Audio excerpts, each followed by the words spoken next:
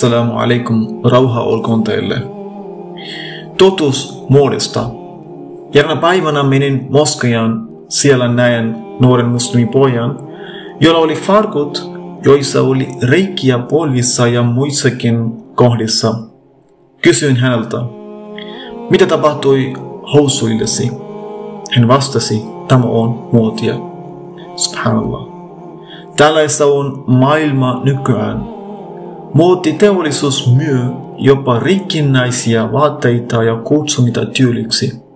Ja meidän muslimilapsemme alkavat uskoa siihen. Mutta ajatellaanpa hetki. Vaatteet, joissa on reikiä, ovat rikkinäiset. Ne eivät ole kunnollisia.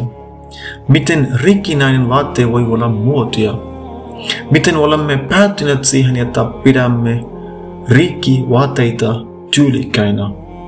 Tämä osoittaa, kuinka paljon maailma on muuttunut. Yhteiskunta ympärillämme on tehnyt sopimattomuudesta ja hullutuksesta normaalia, ja me muslimit olemme alkaneet hyväksyä sen kyselematta.